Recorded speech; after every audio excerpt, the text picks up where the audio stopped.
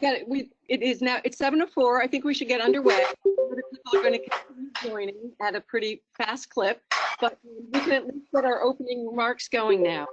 So first of all, good evening, everybody here. I see lots of people I know. My name is Nina Kimball. I am the chair of the Massachusetts Commission on the Status of Women. And on behalf of the entire commission, I want to welcome everyone to our first virtual hearing. And we are just thrilled that so many people are participating to share your experiences about what is going on with you with this COVID-19 pandemic.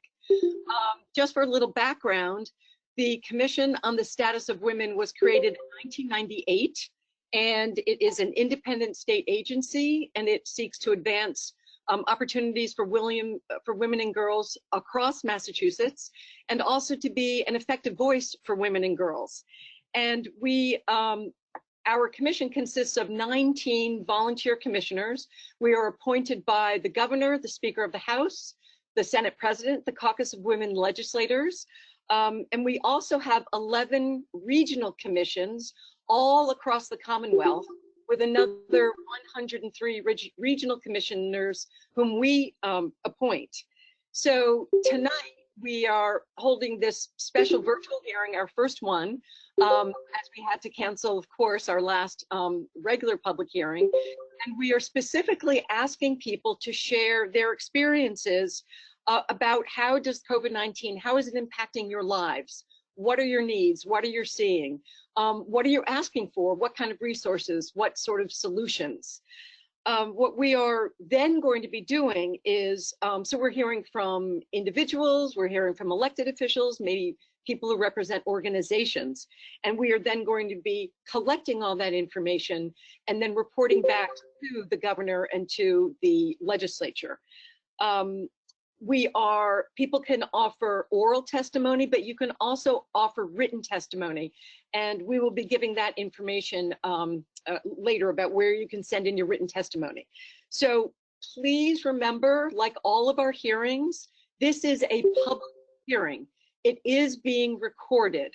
So if you want to opt out of being recorded, then you can just submit your testimony to our website.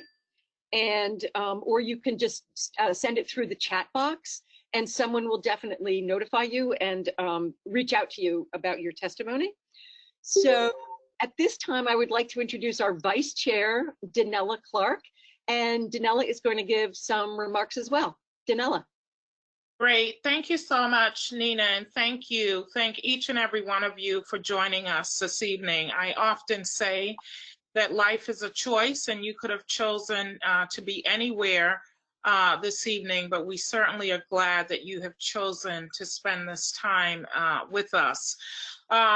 In the past, our hearings have gathered testimonies that brings attention to the issues such as economic independency, self-sufficiency, domestic violence, access to education and resources that support women, girls, and their families, such as childcare and healthcare, many of the issues that we are facing as we are dealing with this pandemic.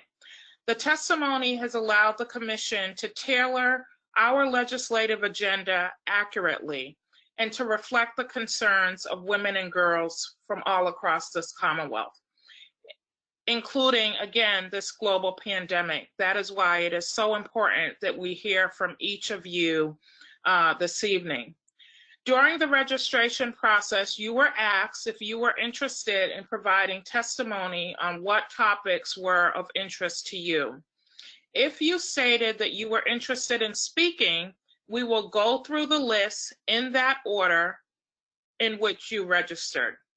If you initially stated that you did not want to provide testimony during registration and you have changed your mind, we can add you to the queue.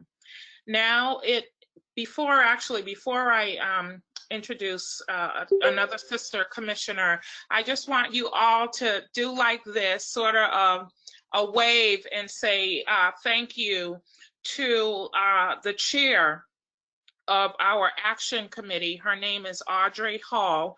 She hails from the great now city of Framingham. And I have to tell you that she has done a phenomenal job leading and planning in 1 week tonight's COVID virtual hearing. So I certainly want to salute and celebrate her. She will be closing us out this evening, and also want to recognize our illustrious and hardworking staff under the tremendous leadership of Jill Ashton, who is our executive director. So yay to Jill and to Audrey. And then with that, I would now like to introduce Commissioner Chinita Jefferson, who will give us our housekeeping rules for the evening. Thank you again so much for taking the time and choosing to be with us this evening.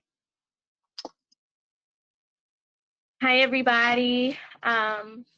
Well, before I do the housekeeping, I do have to say I'm a newer commissioner, and I'm coming from the Hampton County Commission on the Status of Women and Girls. So I really felt the need to shout out all of our regional commissioners that are joining us.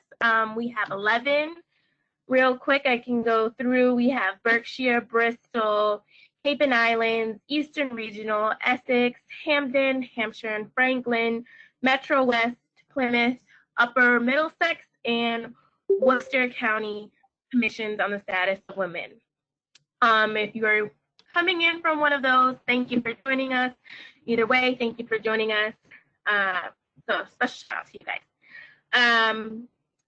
For housekeeping, we are all going to be muted when we're not speaking, just so that we can avoid any disruptions from the background noise that happen at home. We do have over 100 people joining us today, so we really have to keep strict on our 1 to 2 minutes speaking.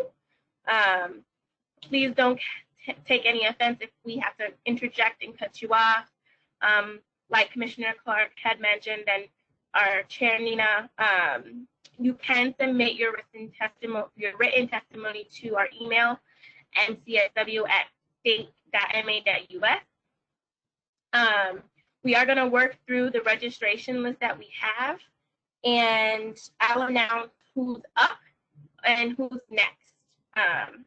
So once it's your turn, you'll be unmuted, and if you didn't register but you are interested in speaking, you can use the chat that is in the little taskbar that is on the application. It is open to the public, and we are recording. If you don't want to be in the recording, you can turn off your camera. The webcam piece is optional. If you prefer to submit testimony, again, that email is mcsw@state.ma.us. Either way, at the end, you guys will receive an email that will have a link to the Massachusetts COVID-19 resources, as well as a link to our survey. We're just asking you to take a quick minute to answer the survey, and if you have any additional questions, you can again use that email, and we'll do our best to answer at the best of our ability. Now we're gonna get started. First on the list here we have. Okay, Chinita, hold on a minute, Chinita. Before we get started, I do want to introduce the commissioners, and then we're going to get started with the witnesses. So thank you for the logistics. I also want to welcome Rep. Mindy Dom, who has joined us today. Thank you very much for being here. So the commissioners on the status of women, who are, almost all of us are here tonight. We've got Rebecca Bacht from Auburndale, Penny Blaisdell from Marblehead, Ruth Bramson from Boston, Danella Clark, our vice chair who has already spoken, from Hyde Park, Jean Fox from Assonet, Freetown, Marianne Fleckner from Westford, Liz Friedman from Northampton, Allison Goldberg from Marblehead, Audrey Hall, as Danella's given a shout out, from Framingham, Patricia Hall also from Framingham, Leslie Ann McGee from Kingston, Maria Pupolo from Springfield, Marlene Sallow from Marina Bay, Sarah Schnorr from Holliston. Shaitia, who was just speaking, is from Clinton. Wendy Silver from Needham. Phyllis Smith from Franklin. And Meredith Tewitt from Boston. So thank you, all of the commissioners, for being here. And again, thank you to our staff for putting this on, Jill and Sasha and Mel. And now, Shaitia, you are going to begin with the first witness. And thank you, everybody. We welcome your testimony. Okay, our first witness we have, and I apologize ahead of time for mispronouncing your name if I do, it's Magalhaes Troncoso.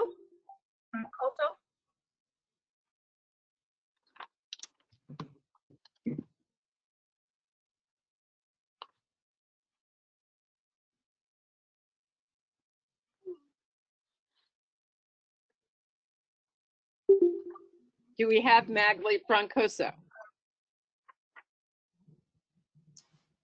I do not see her in the attendee list. All right. Okay, so next. I have Tanisha Pinkney. Hello, everyone. My name is Dr. Tanisha Pinkney. I am one of the commissioners for the Worcester County Commission on the Status of Women, and I'm glad you're all here. I really thank you for the opportunity to speak with you all today. Some of the things that are concerning me and my family when it comes to mental health and this COVID-19 health crisis. And so there's two things with that that I would like to really call to your attention. And it's both along the lines of domestic violence and violence and other various types of violence within the home. I have a son who is dealing with schizophrenia, who is diagnosed with schizophrenia. I also deal with depression and anxiety and PTSD. I'm also a survivor of domestic violence. And I just want to tell you quickly of why it's important right now to give additional information and support to women and girls that are either living in the home with or struggling with mental illness, or living in the home with or struggling with domestic violence. Quickly, it's the closest thing I can compare it to is 9/11. During 9/11, I was in a extremely violent domestic violence situation. And I remember when everybody was in complete fear and terror, complete uncertainty about what's going on in their lives, and they're telling everybody to go home. I feared more going home and closing that door than anything else. That day, my then husband, not only did he choose to steal our money, but he also the next day after that hung me out of a window from a 6th floor apartment. This is what people are dealing with. They're forced into a situation where everyone thinks home is the safest place. And home is not always the safest place. I'm hearing stories of women that would rather deal with the coronavirus and going out into the public just to get a breather so that they can either relieve some of the tension in their home or deal with or escape what's going on in their home. That also brings me to discussing mental illness. We know that times like this really do bring a lot of anxiety and a lot of depression and fear for anyone, but those especially, and I'm on the National Alliance for Mental Illness for Massachusetts, as well as the one for Central Mass. And one of the things that I'm hearing, even from those that were stable before this, is triggering of their symptoms. So I implore you to please create more awareness, opportunities, contact information, where they can go, funding for shelters, what have you. Shelters saved my life, so I know that funding for shelters is good. Mental health treatment and making sure that those within the home, not only the children or the people that are symptomatic in dealing with mental illness, but also the family members get the support, because you can't really take space when everyone's in the same space. So I didn't want to go too far, but thank you. Thank you. Thank you. Thank you very much. Thank you, Tanisha. We're going to go on to our next participant. Thank you very much for that, those moving words. We have Nicole Albert, and following Nicole, we'll have Monique Nguyen. So Miss Nicole Albert.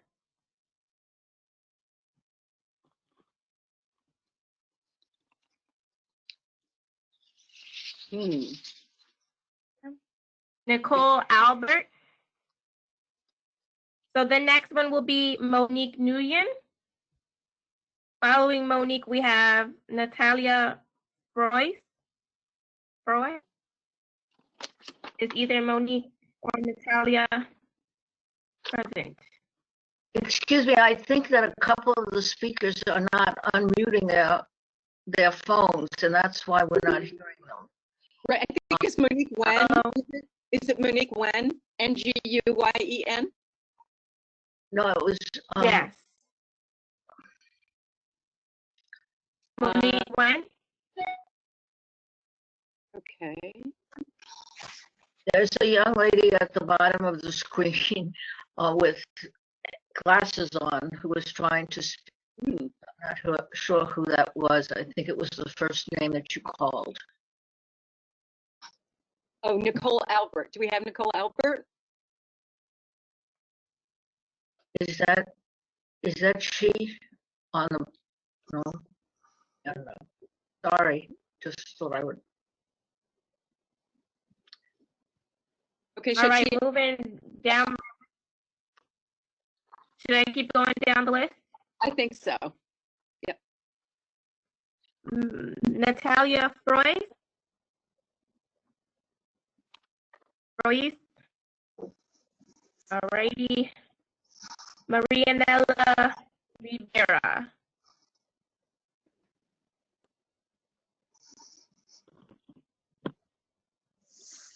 And Marianella.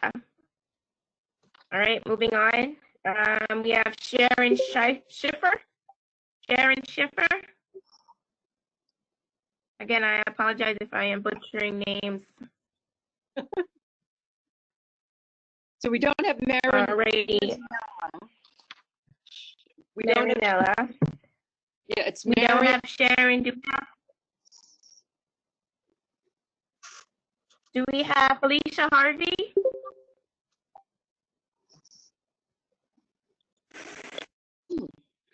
Felicia Harvey? All right, I think I've seen this name, Marian Winters. Yes, Marian Winters. I know she's here. Yes. Hi. Can you hear me? Hi. Hi. Yeah. So I so appreciate the opportunity to talk with you. My name is Marian Winters. I'm the executive director of Safe Passage, which is a domestic violence organization in Hampshire County, also serving some of the rural towns in Hampden County. We, as a domestic violence organization, are situated in the state bureaucracy with the Department of Public Health as our major funder. We thought that we would be well situated because of that, and we were actually fairly disappointed that we're not. I wanted to go over some of the things that we're hearing from survivors and some of the struggles as an organizations that we've had. Thank Tanisha for your eloquent testimony as a survivor. It's never easy. One of the first concerns is that we're seeing COVID-19 being used as an additional, almost weaponized by abusers. Hearing from people, and this is shared nationally, that an abuser might be withholding insurance cards, hand sanitizer, providing misinformation. So there's a way that this happens with any marginalized groups, is that the tools of oppression actually get used, but we're actually beginning to see this particular pandemic be weaponized. We are talking with and counseling and working with survivors who are living in close quarters with abusers, and so in active, dangerous situations. Social distancing has really escalated the risk for physical, mental abuse,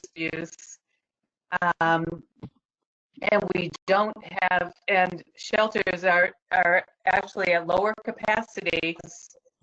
People can't go anywhere. Housing, people are not moving into housing. They're not accepting applications. So even to rooms is a difficulty. And we've been advised to keep rooms open in case there's a need for quarantine or isolation if someone gets sick. So at this time, what we need is the Department of Public Health and MEMA to actually create some single occupancy rooms. I know that they're taking over college residence halls and hotels for medical needs, and domestic violence survivors need to be given that level of priority. We are also working with survivors who are not living with an abuser, but still have a relationship. They might be getting child support payments that are court ordered. If that person loses their job, there goes their child support. Abusers are saying things like, if you get sick and die, I'm going to get the kids. So we're actually working with people to help them create guardianship nominations, wills, living wills, health proxies. This is the kind of work that our advocates have never. I mean, we've certainly talked about death and violence, but to really work with people facing the possibility of what would happen to their children if they were to die is a big part of our work now. Wow. We also have an emergency shelter. Social distancing in an emergency shelter is impossible. They are congregate living. Ours and many others across the state are congregate living arrangements. We have nowhere, and the people there have nowhere else to go. So we made the decision before we got any kind of guidance from the Department of Public Health to actually move our shelter guests into a hotel at our expense, and just hoped that this decision would be supported. Pardon me? Is it? I said thank you. We have to move forward. If it's okay, I just need to say one thing about the Department of Public Health guidance. When it finally came out, surely would have put both our staff and survivors in jeopardy. We were told to wear masks when masks aren't available. We were told to not allow entry to someone who had a fever when there's nowhere to go. I'm providing some written testimony that gives details about that, and I just want you to, if there's anything you can do to urge the Department of Public Health to actually better coordinate supplies, shelter, all of the things that they could be doing, it would save lives. Thank you. Thank you, Marianne. And please do submit that in writing. That would be excellent. Thank you so much. All right. Next, we have Leslie Credle. Leslie Credle here? Yes, I'm here. All right, here. And next, just before you start, Leslie, Don Young will be called next. Okay. I am a formerly incarcerated woman. I work for the National Council for Incarcerated and Formerly Incarcerated Women and Girls. And I am worried about our sisters inside. Massachusetts has a small population of women incarcerated, and we have a unique opportunity to decarcerate Massachusetts for women. And I'm getting reports that women are sick inside. And in prison, there is no such thing as social distancing. So it's about to be a petri dish for the COVID. So my concerns are the sheriffs, the district attorneys. Other states are letting people out of prison because of COVID. Massachusetts is way behind. They have not acted, and this is just another example of how our state is a carceral state. We're trying to defund the Department of Corrections and put our money back into the communities instead of wasting it on incarcerating women. It's $90,000 a year to keep one person incarcerated.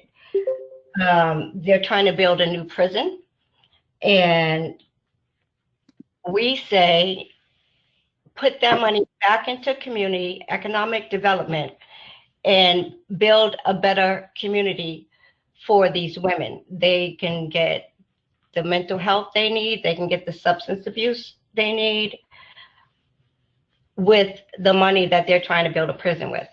So I just wanted to stress how important it is to let these women out at this crucial time, and also to work on a better solution rather than incarceration. Thank you, Leslie.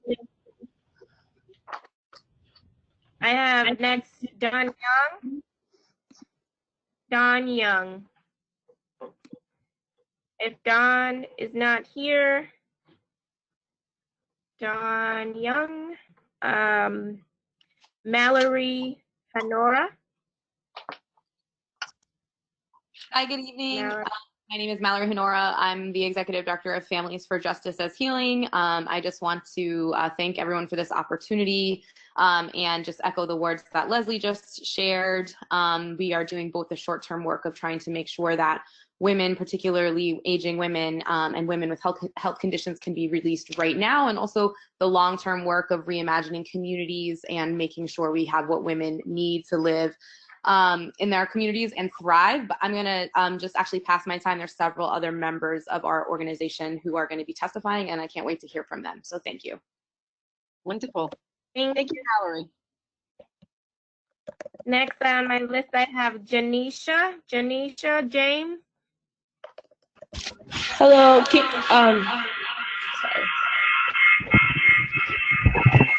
Hi, my name is Janeshia James. I'm from the National Council for Incarcerated and Formerly Incarcerated Women and Girls. I'm also from Families for Justice as Healing, located in Roxbury, Boston. So currently there are 855 incarcerated women in the Commonwealth majority that can't afford their bail or have violated probation. Many women needed resources and opportunities to address issues of poverty and lacking necessities such as food, housing, and income, instead of being criminalized for their behaviors to fulfill needs of themselves and their family and their children. We have one of the lowest numbers of incarcerated women and girls in the country. However, we have the third highest percentage of women serving life in prison. We have a large population of incarcerated women who are aging in prison. Currently, there are 65 women out of 209 women incarcerated in MCI Framingham that are over the age of 50. Many of these women also have serious health conditions which make them extremely vulnerable to COVID-19. 80% of these women are incarcerated are mothers and grandmothers. Governor Baker has the clemency power to release these women. Most incarcerated women in Massachusetts are held pre-trial, meaning they haven't even been convicted of the crime. Currently, there are 245 women incarcerated at South Bay, and 70% are held on bail for technical probation violations. Sheriff Tompkins has the power to release these women. We can heal our women and girls if we provide and invest in the right resources women need. Women are the backbone of Massachusetts communities, yet DOC is planning to build a $50 million prison at Bay State with capital bond money, instead of investing what women and their families need to live safe and successful lives. Imagine what communities could do with $50 million, housing, healthcare, treatment spaces, and better parks for our children. DOC has a pattern of abuse mistreatment, and failure to implement reform. How can we trust DOC with the safety of our women and girls during this global crisis? Instead of Governor Baker increasing the DOC budget by another $41 million, give the communities what they need. We need our mothers, grandmothers, and daughters home now. Framingham has 4 confirmed COVID-19 cases, including 1 incarcerated woman. We know DOC has a poor medical track record and failing to meet the mental and physical health needs of women before this crisis. We also know social distancing not survive this virus. Decarcerating prison should be a part of our public health response to COVID-19 crisis. Doctors and public health professionals agree that release is the safest, sane, and most humane thing to do right now. Through our Clemency Works campaign, we are positioned to provide you with the names of the most vulnerable. We hope you will join us in supporting this demand to release our women right now, and together we can make this place a better, make sure there are better places for women to go in Massachusetts and end incarceration for women and girls. Thank you, Janesha. And Thank Janesha, it sounds Janesha. like you have a written. Sounds like you were reading off of a statement, and it would be great if you would submit that statement. Oh, through yes. our website. Oh, yes, they asked if you would send the script. Yes, I will send the script. I'm sorry, my mom's on the other call, but my audio isn't working. But Thank she you can hear very you, much. and yes, we'll send you the script. Wonderful. Thank you, Janesha. Thank you. Stacey Borden is next. Say that. Stacey Borden. Stacey Borden. Hi, Stacey Borden here. I submitted a written statement earlier, but I'll be brief. I'm Stacey Borden. I am with the National Council as well, but I also am the founder and director of New Beginnings Reentry Services, which we have now purchased a home, 6-bedroom home for women being released from prison. So we urge you all to have the governor understand that there is no social distancing in the prison. We got word that they have now asked the women to sleep at the other ends of the bed, one at one end and one at the other end. That's not sufficient for social distancing. So we are asking you to understand that there are women in there that have unmet or underlying health issues such as sugar diabetes, high blood pressure, asthma, eczema. Some have real pulmonary diseases, and they should be released. Kimya Faust, Andrew Jefferson, they have spent more than 8% of that time in prison. Some of them are lifers, and they should be home with their families. We can protect them more. We can replace that prison and put them in our home, which we've named Kimya's house. 6-bedroom is ready to go. So we just wanted to urge you to say that they should be coming home. We're prepared to give them a safe environment, and we can love them and nurture them more than any prison in Massachusetts or any in the United States. Because we're formerly incarcerated, we know what we need and what they need. So that's my testimony. I sent in a written testimony earlier. So thank you for having this platform, and thank you for letting us all share. Thank you, Stacey. That's wonderful. And thank you for submitting that and just talking to us about the issues of incarcerated women. Thank you so much. Thank you. Up next, we have Cassandra Bensahi. And then following Cassandra, Laurie Nene Jefferson. Hi, I'm Cassandra Bensahi. Can you hear me? Yes. Yes. Okay. Thank you for being here and for holding this forum. I am a member of Families for Justice's Healing also, and I'm also the coordinator for Massachusetts Against Solitary Confinement. During this time, this COVID-19, I echo everything that my sisters before me have just said. I want to just also talk about a statement that they put out. 1 out of 8 women in Massachusetts is serving a life sentence in prison. Those are really crazy statistics. At a time like this, prison has made our women sick.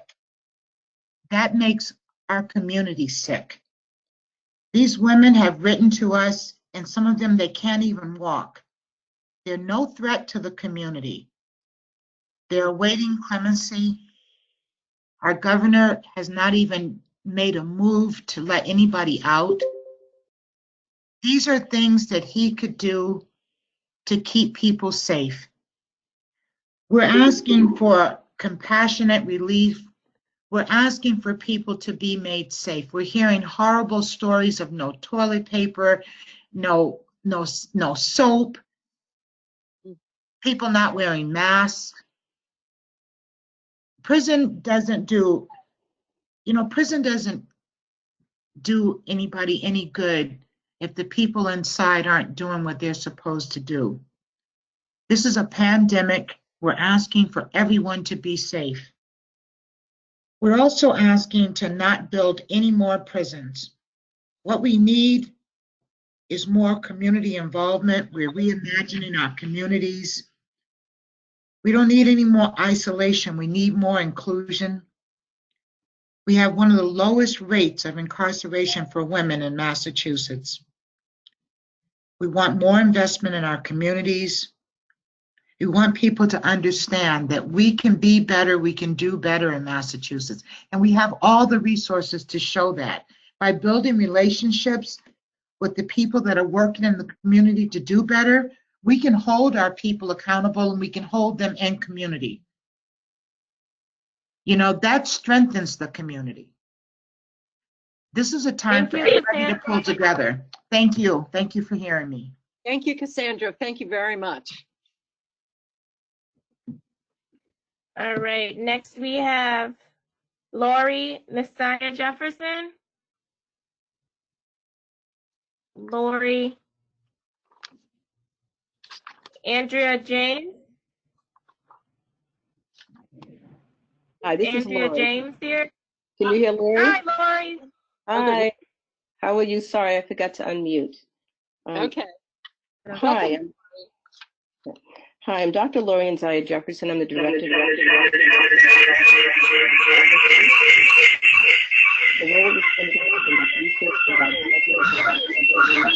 Oh, I'm going to put the phone on. To women at the intersections of race, class, and gender, and other identities, particularly around political. All of that beginning, I think. There was a lot of screeching going on. Laurie, can you start again? Oh, okay. Somebody had some background issues. Yes. Hi, I'm Dr. Laurie Nzaya Jefferson. I'm the director for the Center for Women in Politics and Public Policy. The role of our center is to conduct research, provide graduate education on gender and leadership, and convene events related to women at the intersections of race, class, gender, and other identities, particularly as it relates to the health and well-being of women and girls. I am providing a joint testimony with the Massachusetts Women of Color Coalition. The mission of the Massachusetts Women of Color Coalition is focused on addressing the inequities that exist for women of color in communities of color. The focus of this testimony is to highlight the vulnerabilities that low-income and women of color who are and will continue to be impacted by the crisis. This is critically important because if we do not pay attention to their vulnerabilities, they will not receive services, resources, and programs to stem the tide of the disease, keep them economically afloat and safe from danger in and outside the home. We need to acknowledge the role of racism and gender bias as it relates to COVID-19, as approximately 28% of the women in Massachusetts are women of color. In the interest of time, I will highlight in written testimony some of the key areas that must be paid attention to if we are to make sure that women and girls of color are not left out of the conversation, and also not left out of the plans and policies that will be critical to their health and well-being during the COVID-19 crisis. I will yield the rest of my time and I will submit written testimony. Vice Chair of the Commission, thank you so much for your testimony and also for planning to send that back. I could tell you that myself and my fellow 18 sister commissioners, that this is a big part of our work. It's something that's deeply important to me personally, and so we will be sure to advance these issues. Thank you so much. Thank you. Chaitea, who's next? We have Andrea James next. I can't get mine. Oh. Hi, can you hear me? Sorry, we're having technical difficulties. We can barely hear you. Okay, I'm going to see my time anyway. If you can hear that, if you have any formerly incarcerated women from our organization that deserve an opportunity for their voices to be heard, so I would just like to see my time.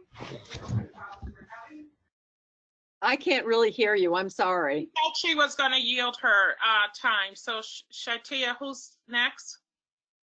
Next, we have Julie Kabukani. I'm so sorry. Kabukani. I don't know what did that. Okay, so my name is Julie Kabukani, and I'm the Executive Director of Congolese American Women Empowerment and Leadership. It's a 501c3 organization registered in Massachusetts. I would like to address the issue of access to healthcare for African immigrant women who do not speak English. They are especially vulnerable to contracting COVID-19 or die from its complications due to 3 factors. First, misinformation and myth from the social media, which is their main source of information. I'm going to talk about some of those myths, such as Black people do not get COVID-19, or a vaccine has been created and it will be tested on Black population.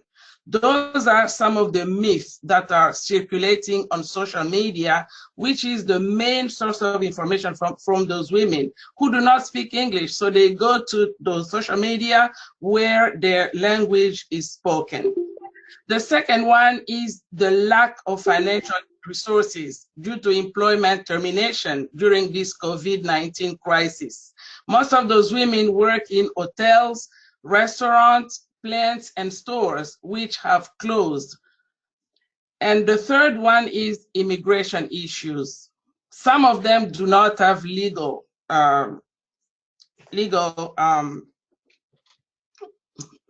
they have immigration issues. So as a quick solution in my community, we have reached out to doctors and nurses from the Congolese American community, and we asked them to record videos to demystify COVID-19 and provide accurate information.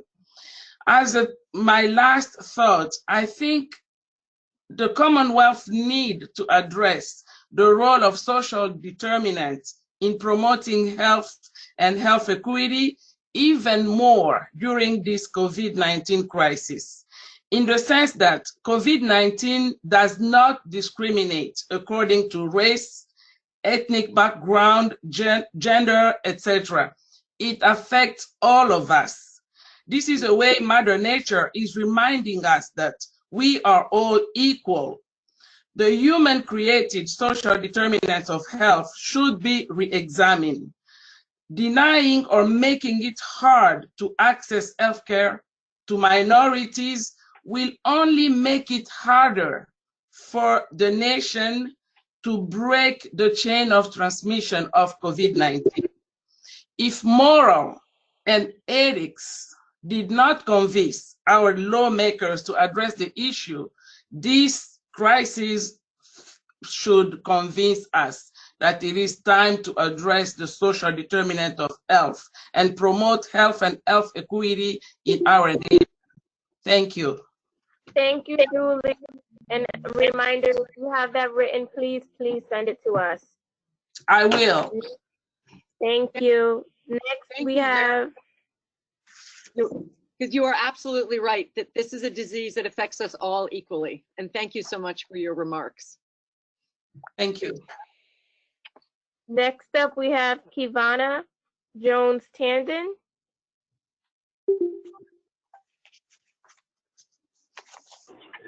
Hello. Good evening. How are you? It's Kevon Jones Tandon. How are you? Thank you. Thank you for having this meeting and inviting regular women to just come and to talk and to have a forum where we can express our concerns. one of the things that I wanted to, and I submitted this in writing, is that many people do not understand that financial abuse is real and that's a form of abuse. And right now, our courts are closed, and even though the situations may be removed where women are not in a situation of feeling vulnerable for their physical health, being the guardian of children, if a lot of women, myself included, do not fit in the category to be able to receive the stimulus benefit, or in the sense of filing taxes, or maybe that has not been to the forefront of responsibilities because of an income basis not being high enough. And there are also women who are not able to actually have access to information needed to put our information out there so that we can receive some of the benefit. And likewise, as other people have mentioned, this is a great opportunity, unfortunately, for if child support was owed, either to the circumstance of not being lost or another form of I just lost you, Kevon. We just lost you. I think your communication where the child support is not coming in. And so, can you hear me? I can hear you now, and you've got about another 30 seconds to wrap up. But please send us your... Yes, so I wanted to know, I don't know if this has been discussed, but I would like to bring it to the attention of women that do not fit in the group. They may be taking care of their children who have disabilities. They may be disabled themselves. So they may fit into the category of working odd jobs where they would not be entitled to some of the packages that are being offered to the general population. And so I wanted to just bring that to the attention. Thank you. Thank you. And if you have some testimony, please do submit it at our website, which is mscw@state.ma.us. Okay, Shatia, who is next? Thank you. Thank you. Next, we have Danielle Piscadolo. Oh my gosh, I'm so sorry. Close enough, that's fine. Yes. Hi, I'm Danielle Piscadolo. Thanks so much for organizing this meeting tonight. I'm the Executive Director at Budget Buddies. We provide financial literacy workshops and coaching to low-income women and girls, many of whom are living in transitional housing of some sort, many of whom are women of color, and most of whom are single moms. So I'm not going to repeat some of the other comments that were said, although we are, also seeing many of the women we serve leaving the shelters due to health concerns, and it's really unclear where they're going at this point. So that's obviously a big concern of ours. But other things that we're hearing from our clients is, many of them relied on public schools, not only for childcare needs, but also for healthy meals for their children. So I think that is a big need that, communities are stepping up to try to address, but is perhaps not fully being addressed, just the basic access to healthy meals and necessities in that sense. We're also hearing many of the mental health issues that have been relayed, and a lack of support for the single moms that are now home with their children full time. Another issue I want to raise quickly, and then I'll pass the mic, is just the lack of access to internet. That's a real issue that we're facing as we're trying to contact many of our clients now through virtual ways, and there's just a lack of smartphones, and really because of that, I think it's leading to a lack of reliable information specifically around financial financial information. We're seeing also many of the things that were mentioned around misinformation being spread, and specifically related to scams. That's one of the things that we're watching. Unfortunately, there's a number of COVID-19 scams popping up now, as you know, the stimulus package has been announced, and so we're keeping kind of a close eye on that. But yeah, certainly an unprecedented time. So I will pass the mic, but thanks again for organizing this. Thank you. Thank you, Danielle. Thank you very much. Next, we have Barbara Jaros. Barbara Jaros.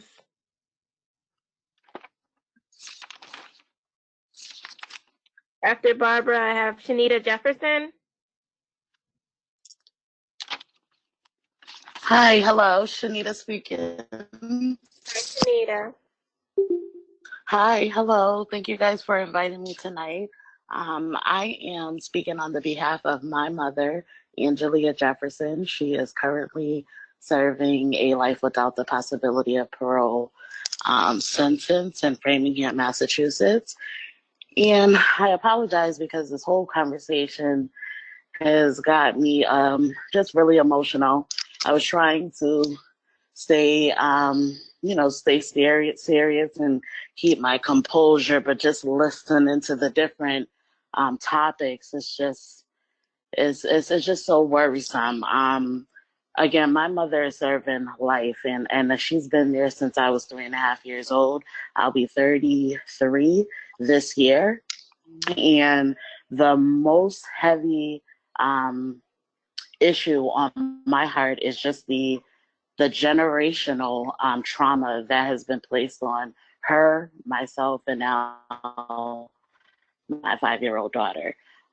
With this whole coronavirus, it is just so scary. And I try not to use that word because, again, I do have a 5-year-old that's listening to my every word. But when I'm sitting in my living room with the lights off, like I am right now, I have to be honest with myself.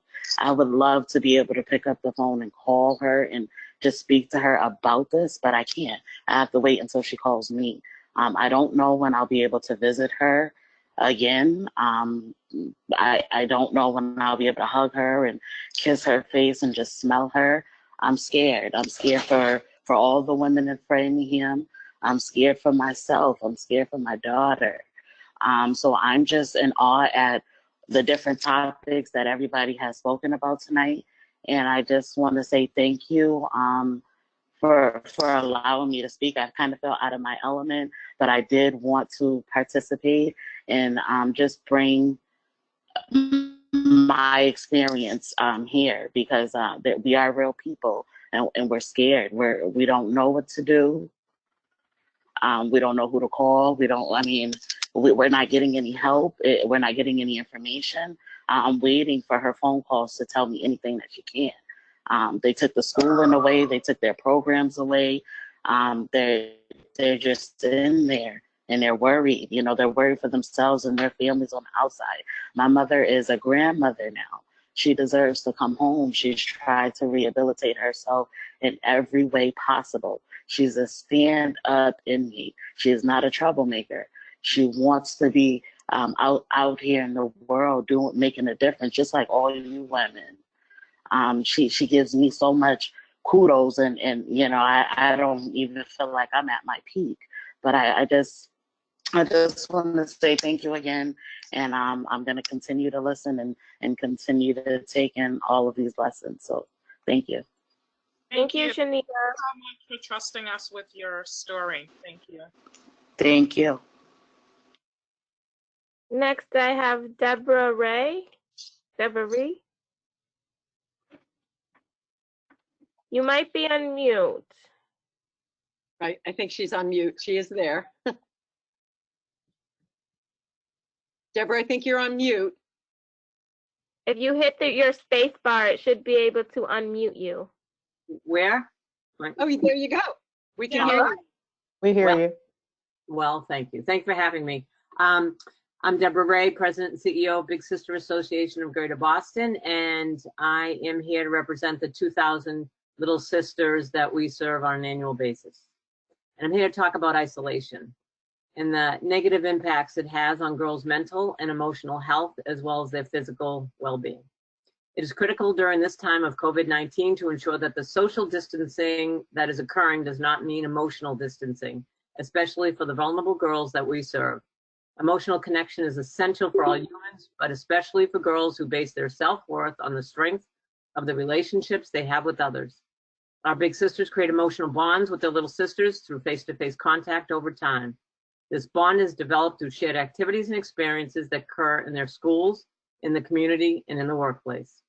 Adverse childhood experiences are potentially traumatic events that can undermine a child's sense of safety and stability, and they'll lead to chronic health problems that we know, like mental illness and substance misuse in adulthood, which in turn negatively impacts education, job opportunities, and life and career trajectory.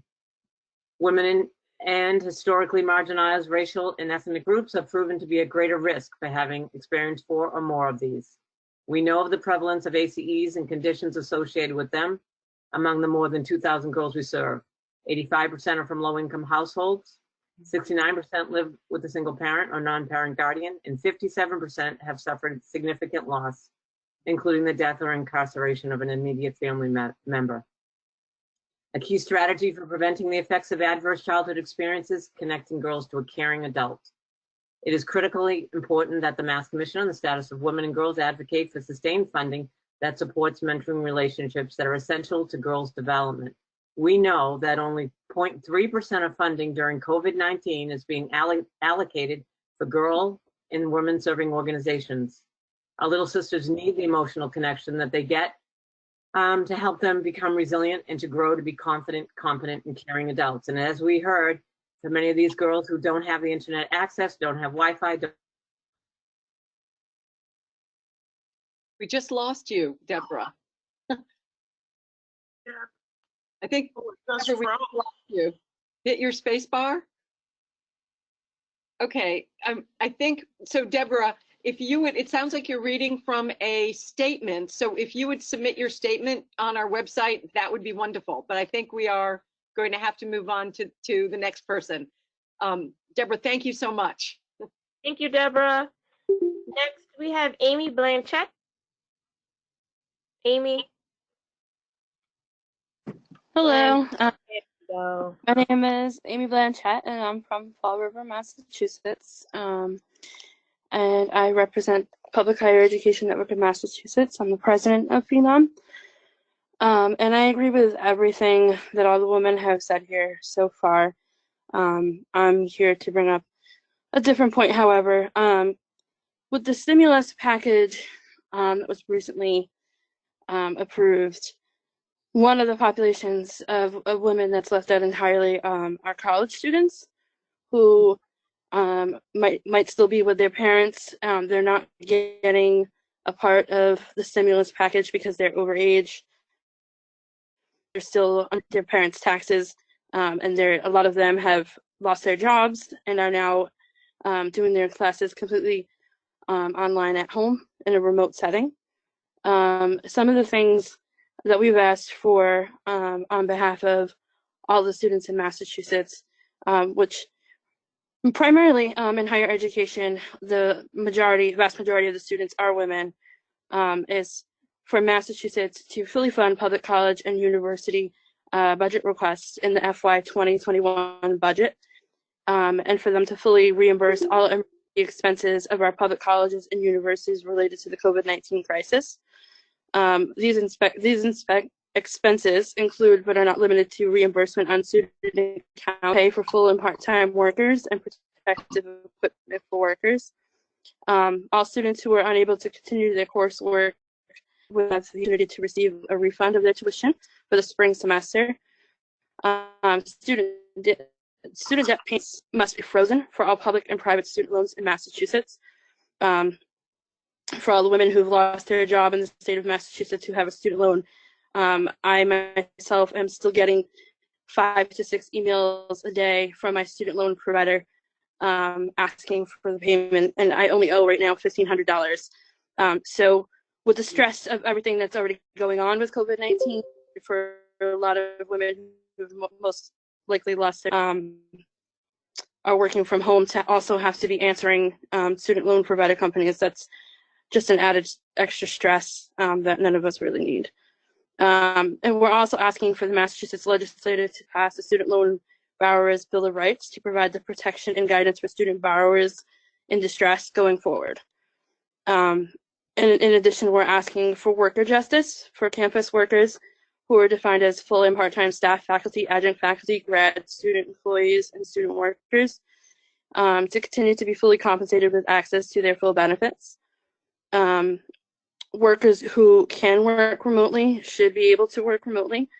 Workers should not be compensated by having to use their own earned sick time. So these are just some of the things that we're asking for and that I wanted to bring up today. Thank you, Amy. Thank you. Next up, I have Sunny Daly.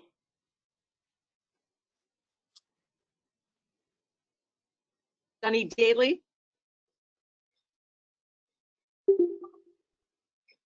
No? I thought I saw Sunny Daly. Okay. Michelle Long. Michelle Long.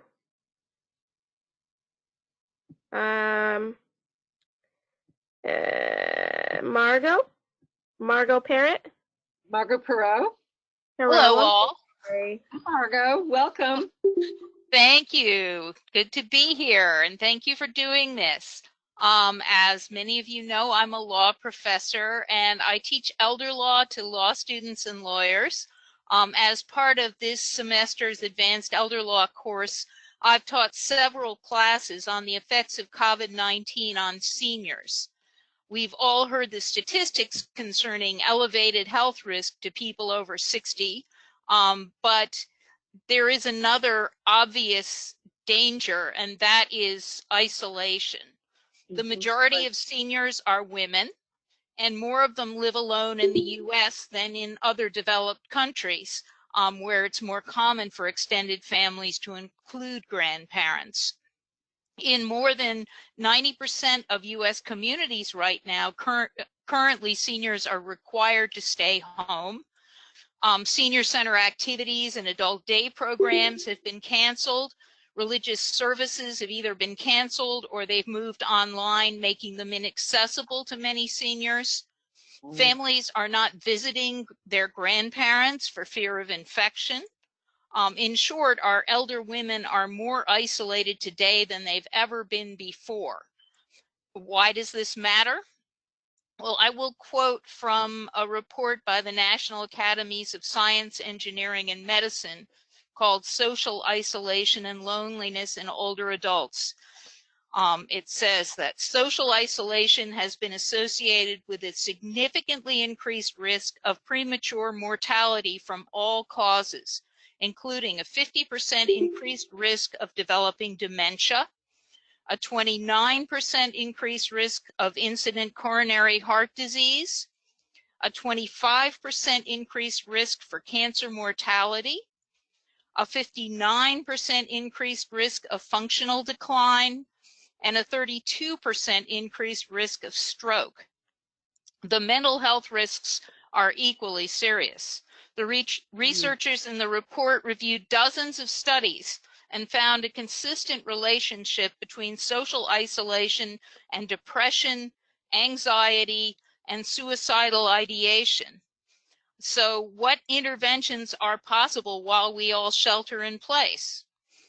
Certainly we need to all find safe ways of checking on seniors, either in our families or in our neighborhoods. In fact, at the beginning of this webinar, my daughter just called me on the phone. I think this is really important for us to remember that we need to reach out to all of the seniors, women, men, and just make sure that they're okay. But beyond that, I'm not really sure what we can do because there are so many obstacles to connecting with other people. I can go for a walk in the park with my friends and safely stay 6 feet away from them, but that's not necessarily true for a lot of seniors who don't have the transportation and who cannot safely take public transportation. So I'm going to leave it up in the air what the solutions are, but let's just hope that this ends soon because there are a lot of people at risk out there. Well, Margot, thank you. It was so great. It's so great to hear your voice. For those of you, shout out to Margot. She's our immediate past chair of the commission, and I had the pleasure of serving with her at the time. So thank you so much for joining this evening. And thank you all. And we miss you. I miss you all, and you all look wonderful on the screen. So thank you, Margot. I will mute. Okay. Thank you. Next we have Kristen Wessel. Hi, can you hear me? Yes, yes.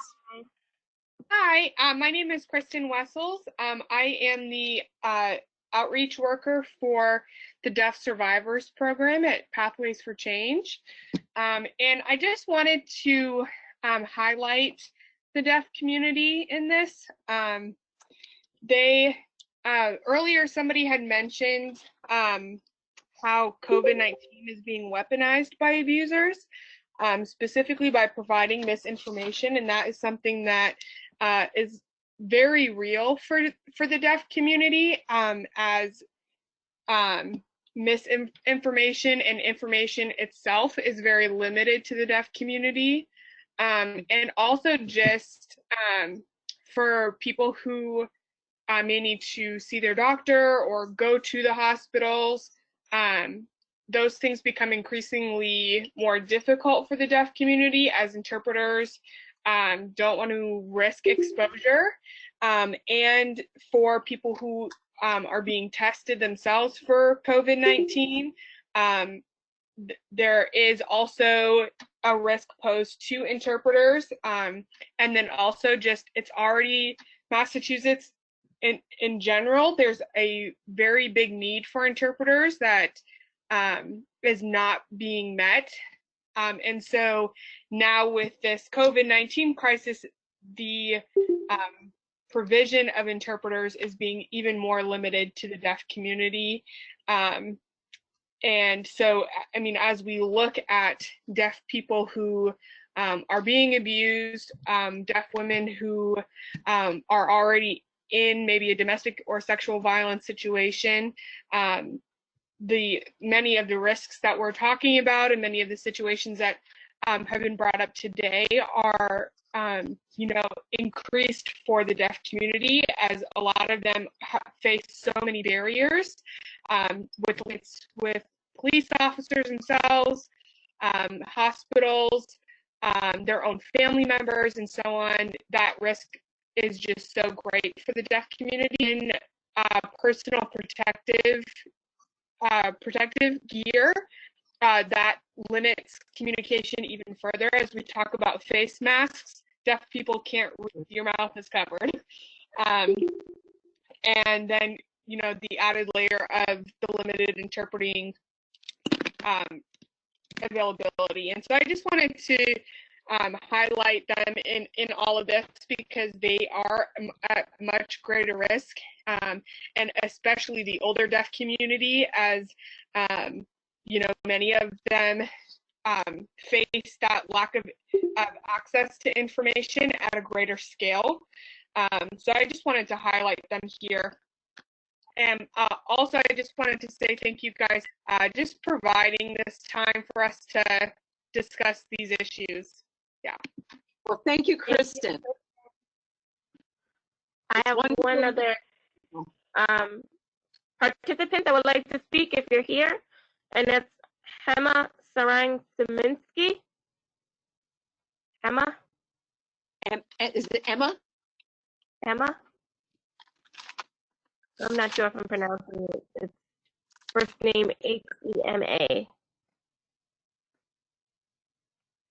And if he's not here,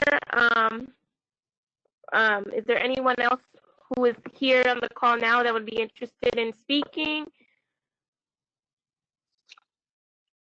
Reminding folks to enter the name in the chat if you are interested in speaking.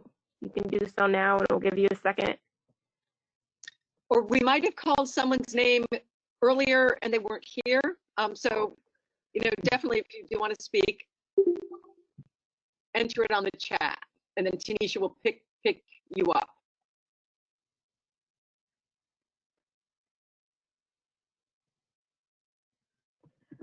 All right, I see Irving. Oh my goodness, I'm so sorry. Irvian? Goldson. Goldson?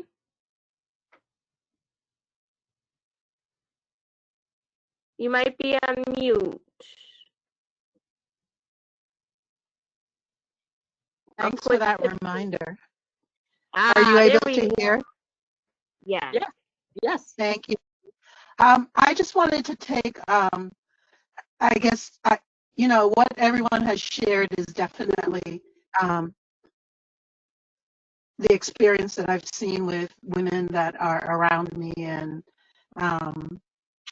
it really is important that this spring is happening to hear those stories and to hear those needs. So I again thank you all very much. One of the things that in the work that I do in sexual health education in the community is just being alerted to, because of health inequities, that many folks are not really connected to information resources, so that they don't have any information or don't have complete information. I think about folks who are young adult folks who are not directly connected to a service, but they may have been in school and, they turn to that trusted teacher or that trusted individual at the school, and so that they don't have access to that person anymore. And what has been lost is their connection to resources, when it comes in need. Or they too are living in, they're living at home, but the safety isn't there in the home for them as well, so that they're not necessarily able to access resources that even families might be getting. And I think of young people around food insecurity themselves, that adolescents and young adults are really some of the most food insecure individuals at all. Working in reproductive and sexual health, I want to just raise the awareness that women's health is also not prioritized during this period, so that anything in terms of sexual health care needs, family planning needs, we've been seeing many things around women who are going in to deliver, and at one point they could not have someone be with them in delivery. So just being aware that a lot of women's health services are not considered to be essential during this particular time, and how that may affect folks. Thank you. Wow, thank you for sharing that. That's really important just to know that that women's health services aren't considered essential. Thank you, Irvian. Next, we have Virginia Sushila. Hi, I'm Sushila. Thank you for giving me a moment. I did sign up, but maybe it didn't go through. Yeah, I can just jump off on what the last woman said. I'm a midwife. I live in the Berkshires of Massachusetts, and there's a lot I could say about what I'm seeing in the community of women who are pregnant and in the postpartum community. There's a lot I could say about the need to coalesce the midwife, workforce in this state, and we are doing that. Across the spectrum of hospital providers as well as community providers, we're coalescing. I'm particularly interested in knowing if our hospitals with maternity units are developing any alternative plans for off-site birthing, where our women, can give birth in a safe and secure way and not be exposed to, the hospital. I know they're trying to change pathways and not exposed, but that's a concern, as well as providing those needed beds. I did write to the commission a letter that I sent to my legislators, my public health department, the COO of our obstetrical hospital with these concerns. In Western Mass, we're having a small influx in the maternity systems of New Yorkers who have come up here pregnant. I got a call today from a New Yorker who's, we're all getting more calls for community birth. We're getting calls, people interested in home births. They may not be risk right for that. They may not have the attitude for it, and they might be discouraged when they hear that we don't offer medication. There's going to be an issue, as there are in other parts of the nation, getting medication to block pain at birth, because the anesthesiologists are going to be tied up with the COVID patients.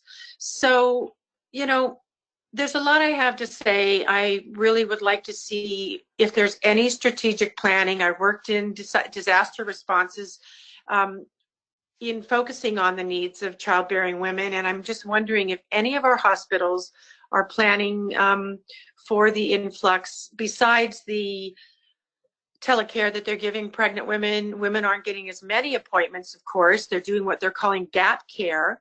So we've got this incredible isolation period going on for these women. There's a lot of depression and anxiety that are even heightened, particularly in our new postpartum moms who can't have family in to support them, who aren't even comfortable having people do meal drops at the door. There's just so much I could say about the vulnerabilities of the childbearing population right now. And I did write a letter to Jill at Liz Friedman's suggestion that I sent out with this idea that we need to know as women in this state, what are the plans for safe delivery in hospital? What protection is there for them? And is there, even the president came out this week and said that we need to plan safe off-site birthing sites for our pregnant women. Right? Well, Sheila, thank you. And thank you for sending the letter. And if you wanted, I don't know, everything that you've got in the letter, but if you have more information and suggestions, this is exactly the kind of information that we do want to receive so that we know how to report that back. So thank you so much for sharing. Okay. I did send a page of links. So if you wanted to be aware of the situation more, particularly, for women who are childbearing, as well as a proposal for pop-up birth center, in Western Mass. Pop-up birth centers are real and they can be done safely and efficiently. Well, okay, that's great, because we are putting together resources that are full of links. And this is something that people who are listening, we are going to have this information available that is going to be resources in all kinds of areas. So Sheila, we would definitely include your link, the resource guide. Okay, thank you. Thank you. All right, thank you. And thank you for all your good work. Thank you. Shatia, do we have anybody else? That's the end of my list. If there's anybody else who wanted to testify or participate and just share anything. One more name. Oh, good. We do have somebody else. Andrea James. Hi, folks. I hope you can hear me now. I had some technical difficulties earlier, and I thank you for this opportunity. Thanks. I'm the founder of Families for Justice as Healing and the executive director of the National Council for Incarcerated and Formerly Incarcerated Women and Girls. I know you've heard from many of our members, and I really did want to cede my time to them as well. But just hoping as we leave this conversation, we're all women on this commission hearing, and I really would love to please encourage all of you to understand that there are incarcerated women that are directly and deeply impacted by COVID-19.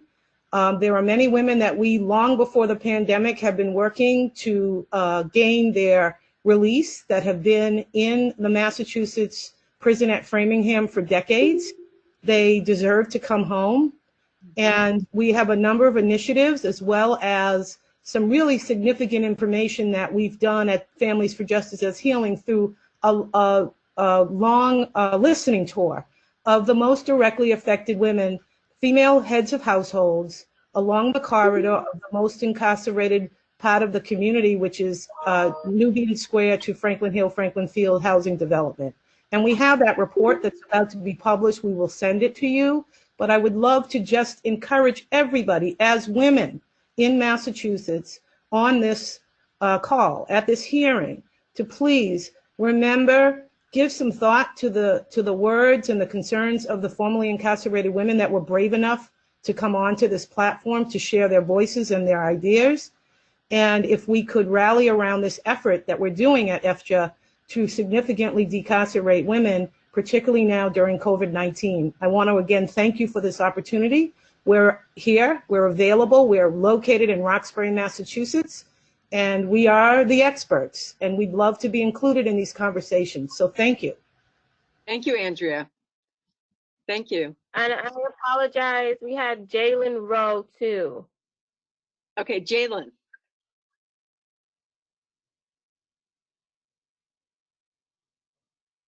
Hear me? Hello, can you hear me? Yes, we can. Okay. Hi, good evening. My name is Jaylon Rowe. I live in Northborough.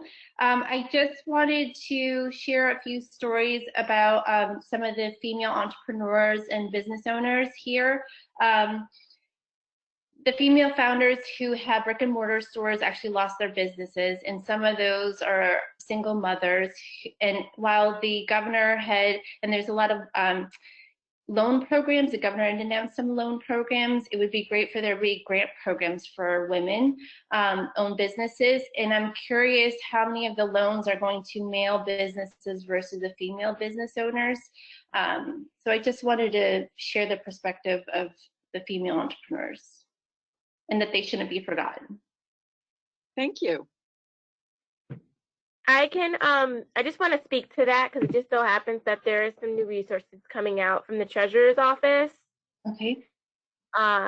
So if you want to, I can message you my email and we can talk offline, but there's going to be an announcement.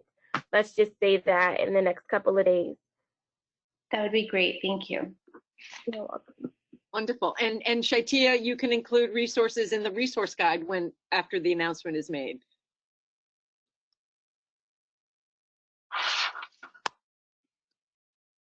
I think we may have come to the end of the people who have said they wanted to participate. Audrey, you want to close us out? I do. First I want to say that it's extraordinary. We are in extraordinary times, and we have to remember that we're experiencing things that are unprecedented in our lifetime. And listening to everyone and each person's testimony and perspective in the context of their area of expertise makes us all realize just how impactful this is on so many people in so many different ways. And although we can't be here this evening giving people the answers to solve all of these issues and deal with all of these challenges, we can with solid answers. We certainly are striving to point people in the right direction. And here's a couple ways that we're going to do that. Number one, we have compiled, you've heard a reference made to the resources that are going to be available to everyone. Our team has been working very diligently on putting together a plentiful list of resources that will be published on our website. Resources for all of you to take a look at and take advantage of as best possible. We are also reaching out to you as a result of your signing in and registering for this hearing today. We're going to be following up with you. You've heard mentioned about the survey. We have created a short but very thorough survey that will help us gather data. And as you all know, data is what matters. Because when we can provide some real data to our legislators who are looking for ways to address some of these issues with policy making, then that data is powerful. And the way we get it is by sending a survey out to each of you and asking you to fill it in. And that survey is going to go out to you after this hearing tonight. And we ask you to please complete the survey online. It probably takes no more than 3 minutes. It's like a few demographic questions and about 10 general questions. all multiple choice. You have options for some explanations if you'd like, and you don't have to include your name, but if you'd like to, that's great too. So the survey will be coming out to you, and we ask you to complete it by April 9th. And if you provide your name and email in the survey, that will help us follow up with you as well. But again, that is not required either. So I just want to say that the recording of today's hearing, as well as all of the testimony that was shared, will be available on our website.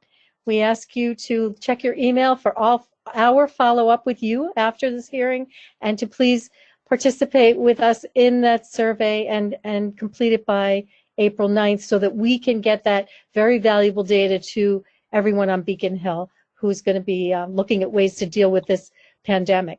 So most importantly, be safe and take care of yourselves first and then others. And thank you. We just want to say thank you so very much for helping us represent you and gather all this information and come together this evening. It's been a great pleasure. Thank you so much. Thank you, everyone. And it's incredible to hear everybody's testimony and words. And thank you very much for sharing such personal information with us. All right. Be safe, everybody. Thank you. Thank you. Good night. Thank you.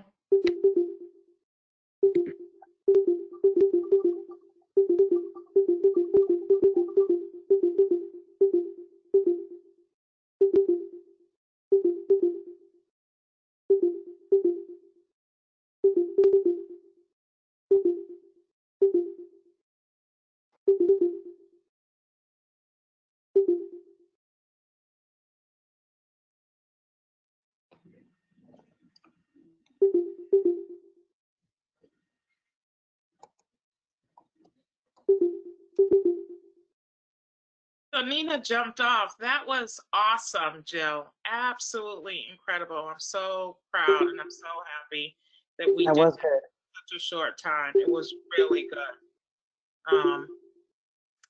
Sasha. Wait, I'm gonna text those guys and tell them to jump back on. Yeah. That was tremendous. It was incredible. Yeah, it really was. Great job, Sasha, Jill, Mel. Thank you. It was almost like being in person. You weren't there in person, but you